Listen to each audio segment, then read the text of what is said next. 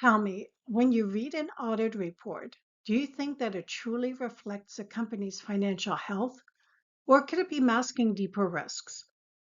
In a world where financial markets rely on transparency, audit reports are supposed to be the watchdogs, ensuring the truth is communicated clearly to investors and other stakeholders.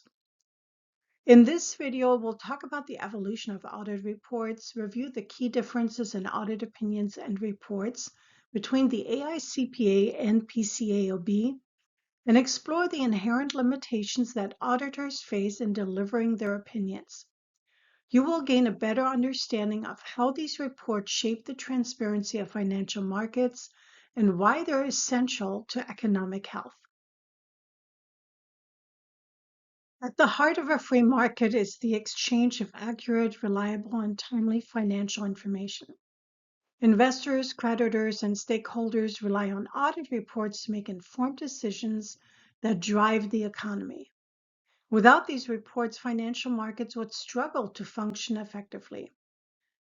But have you ever wondered, how do we get to a place where these audit reports are integral to decision making? The history of audit reports is intertwined with the broader development of modern accounting and the need for financial accountability. The Industrial Revolution in the 18th and 19th centuries was a turning point for businesses. As corporations grew, their financial complexity increased, sparking the need for independent oversight to ensure transparency. Yet in these early days, formal audit reports were almost non-existent. Imagine the chaos in a world where companies were left unchecked and no one could verify if the numbers they presented were true or exaggerated. It wasn't until the late 19th century that independent auditing firms such as the now global giants PricewaterhouseCoopers and Ernst & Young began to take shape. These firms set the stage for what would become the auditing profession. By 1926, the New York Stock Exchange began requiring an auditor's report, an essential step for increasing public trust.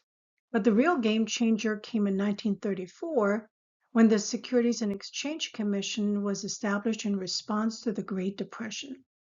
This move ushered in stricter financial reporting and disclosure requirements for publicly traded companies, thereby laying the foundation for modern audit practices.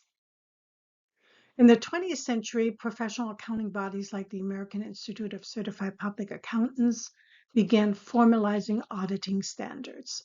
These standards created a structured way to guide auditors in their work and ensure consistency. Fast forward to 2002, the Sarbanes-Oxley Act revolutionized the audit landscape by requiring auditors to report on internal controls over financial reporting and thereby improving the quality of audits. The roles of the AICPA and the PCAOB have become more distinct in the modern auditing environment. The AICPA governs audits of non-public companies, while the PCAOB oversees audits of public companies. And it makes sense that there are differences between the audit reports issued by these two regulatory bodies.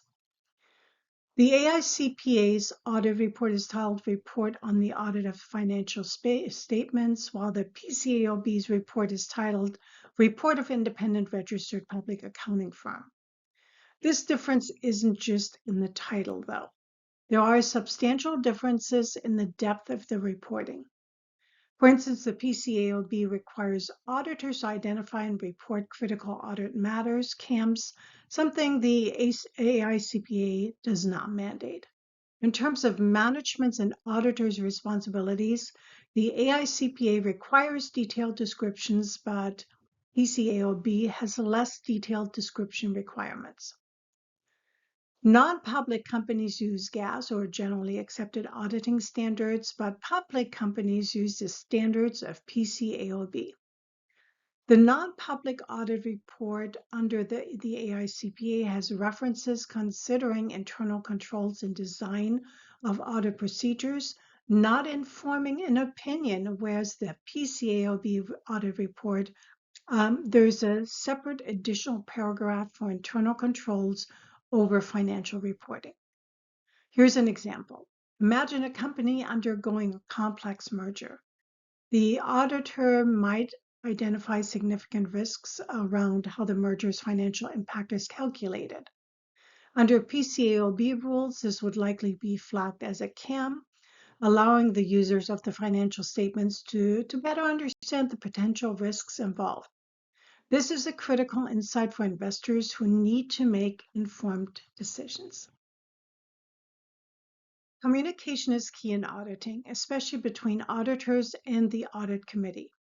PCAOB AS 1301 lays out specific guidelines for how auditors should communicate with the audit committee.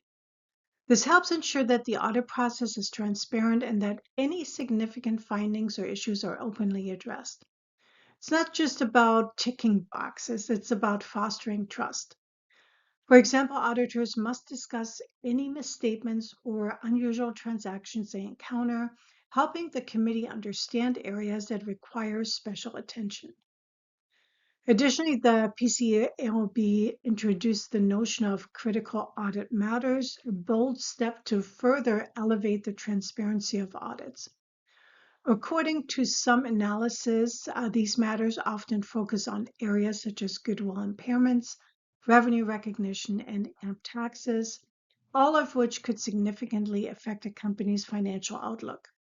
By emphasizing these critical areas, auditors help paint a clearer picture of a company's financial health. The Sarbanes-Oxley Act of 2002 was groundbreaking because it demanded that auditors report on the effectiveness of a company's internal controls. This was a direct response to the corporate scandals of the early 2000s, such as Enron.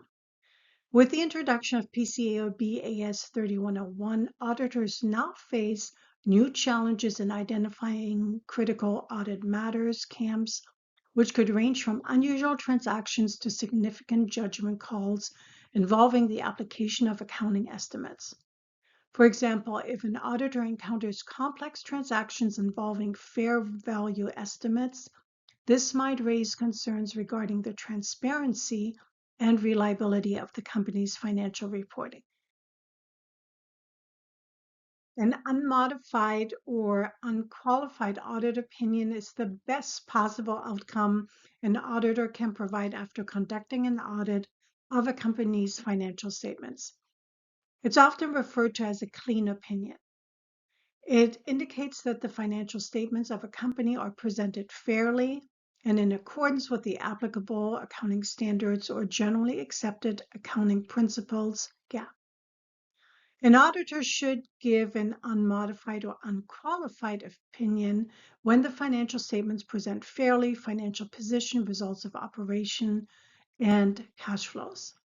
That means that there are no material misstatements. The company complied with accounting standards and demonstrated consistency and transparency. The opinion is usually presented in a standard format and may include specific wording such as, in our opinion, the financial statements present fairly in all material respects the financial position of the company as of a date, and the results of its operation and its cash flows for the years then ended in accordance with applicable accounting standards or GAAP. Certain situations may call for adding an additional paragraph, either an emphasis of matter or other matter paragraph. Modified opinions, whether qualified, adverse, or including emphasis paragraphs, are not necessarily bad news, but they do serve as an important indicator to stakeholders. They signal areas that require attention and caution in decision-making. For example, a qualified opinion might indicate that a particular issue could potentially affect the company's financial standing, while an adverse opinion sends a much stronger signal that something critical is fundamentally wrong. A qualified opinion typically occurs when the auditors encounter one of the following situations: disagreements with accounting treatment. For example, a company may use a different method for recognizing revenue than the one required under GAAP, but the discrepancy is not pervasive enough to invalidate the entire report. A qualified opinion would indicate this difference, but affirm that everything else in the financial statements is fair. Limitation of scope. Sometimes an auditor might be unable to obtain sufficient evidence about a certain part of the financial statements, perhaps due to access restrictions or incomplete documentation. In this case, the auditor may qualify their opinion to indicate that their review was limited in scope, but the rest of the financials are still reliable. A qualified opinion often includes specific words like, in our opinion, except for the effects of the matter described in the basis for qualified opinion paragraph, the financial statements present fairly in all material respects the financial position of the company. An adverse opinion is the most serious form of modification. It's a red flag that signals something is fundamentally wrong with a company's financial reporting, rendering the financial statements not reliable or not in accordance with GAAP. An adverse opinion occurs when the auditor discovers material misstatements in the financial statements that are so pervasive that they undermine the entire reliability of the report. Essentially, it means the auditor believes that the company's financial statements are not a true and fair reflection of its financial health. What causes an adverse opinion? Widespread fraud or material misstatements. So if an auditor uncovers evidence of widespread fraud, like falsified revenue figures or inflated asset values, or material errors in accounting that permeate the entire set of financials, an adverse opinion might be issued.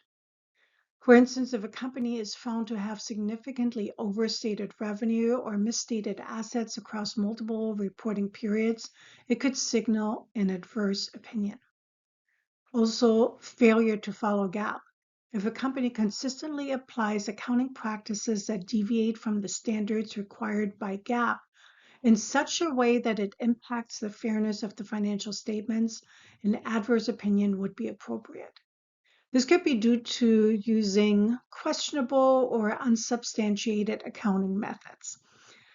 An adverse opinion typically includes a more direct statement. In our opinion, because of the significance of the matters discussed in the basis for adverse opinion paragraph, the financial statements do not present fairly the financial position of the company. Disclaimer of opinion is issued when the auditor is unable to form an opinion on the financial statements. This could be due to a severe limitation on the scope of the audit or an inability to obtain sufficient audit evidence to provide a reasonable basis for an opinion. A disclaimer of opinion is different from a qualified or adverse opinion, and that is not a comment on the quality of the financial statements themselves. Instead, it signals that the auditor simply could not perform the work needed to render an opinion. A disclaimer of opinion may occur in situations such as severe limitations in the audit process. For example, the client may refuse to provide necessary information, or the auditor may not have access to key records. If these restrictions prevent the auditor from verifying key areas of the financial statements, they may be unable to provide an opinion. Also, significant uncertainties. If a company is facing significant uncertainties like a pending legal matter, an unresolved going concern issue, and the auditor cannot gather enough evidence to assess these uncertainties, they may issue a disclaimer of opinion. So here's an example of a disclaimer of opinion. An auditor is unable to verify a company's revenues because the client failed to provide the necessary documentation or access to records. They may issue a disclaimer of opinion. The auditor would clearly explain the circumstances leading to their inability to form an opinion, stating something like, "We were unable to obtain sufficient audit evidence to provide a basis for an audit opinion on the company's financial statements." A disclaimer of opinion might include a statement like, Because of the significance of the matters described in the basis for disclaimer of opinion paragraph, we have not been able to obtain sufficient appropriate audit evidence to provide a basis for an audit opinion. In certain extreme cases, an auditor may need to withdraw from an audit engagement altogether. Withdrawal is often an extreme step, and it occurs when the auditor encounters irreconcilable differences with the client, typically due to ethical concerns, fraud, or lack of cooperation. Auditors may choose to withdraw from an audit engagement if they have loss of independence, if an auditor's independence is compromised due to a close relationship with a client or the provision of non-audit services. This could cause the auditor to withdraw from the audit engagement. Unethical or fraudulent behavior. If an auditor uncovers fraud or unethical behavior within the company and the company refuses to address the issue or cooperate in correcting the situation, the auditor may withdraw from the engagement. Lack of cooperation. Sometimes clients may refuse to provide the necessary documentation or access to records, making it impossible for the auditor to conduct a full audit. In these cases, withdrawal may be the only option. If an auditor discovers fraudulent activity within a company, like intentionally misstating financial records, and the company refuses to correct the issue or cooperate with the auditor may withdraw from the engagement. This is typically followed by the filing of an SEC 8K form by the company, which notifies investors and other stakeholders that the audit engagement has ended prematurely. While audit reports play a very important role in providing assurance about the accuracy and reliability of a company's financial statements, it's important to understand their limitations. Auditors are responsible for conducting audits based on established auditing standards, but there are inherent constraints and boundaries to what an audit can achieve. Here's some of the key limitations of the audit report. 1, sampling and testing. Auditors often use sampling techniques to examine a portion of a company's transactions and account balances. They can't review every single transaction, so there is a risk that they may miss errors or fraud that occur outside their selected sample. 2, relying on evidence. Auditors rely on evidence provided by the client and third parties. If management or third parties intentionally or unintentionally provide misleading information, the audit may not detect it. 3, materiality threshold. Auditors set materiality thresholds to determine which errors or misstatements are significant enough to report. Smaller errors below the materiality threshold may go undetected. 4, fraud detection. While auditors are trained to look for signs of fraud, they may not always detect it, especially if it involves collusion among employees or sophisticated schemes designed to deceive auditors. 5, limited time frame. Audits are conducted within a specified time frame, often annually. Issues that arise between audit periods may not be captured, potentially leading to inaccurate financial statements. 6, reliance on internal controls. Auditors rely on a company's internal controls to some extent. Weak or ineffective internal controls can increase the risk of errors or fraud going undetected. 7, judgment and estimation. Some financial statement items, such as fair value estimates or provisions for future liabilities, require significant judgment and estimation by management. Auditors review these estimates but may not be able to assess their accuracy with precision. 8, going concern assumptions. Auditors assess whether a company can continue as a going concern for the foreseeable future. However, predicting future events and the company's ability to survive can be challenging. 9, limitation on scope. Auditors are required to communicate any limitations on the scope of their audit. These limitations may arise due to restrictions imposed by the client or other factors beyond the auditor's control. 10. Non-audit services. When auditors provide non-audit services to their audit clients like consulting or advisory services, independence concerns may arise, potentially affecting the auditor's ability to provide an objective opinion. 11. Complex transactions. Complex financial transactions or arrangements may pose challenges for auditors in understanding their intricacies and assessing their financial statement impact accurately. And 12. Reliance on historical data. Auditors rely on historical financial data. They do not predict future performance or the success of a company's strategies. While auditors provide reasonable assurance about the accuracy of financial statements, there is no such thing as absolute certainty. For instance, auditors can't predict the future or guarantee the financial success of a company. Instead, they offer a snapshot of the company's financial health as of the audit date. Users of these reports, such as investors, should complement these reports with their own due diligence.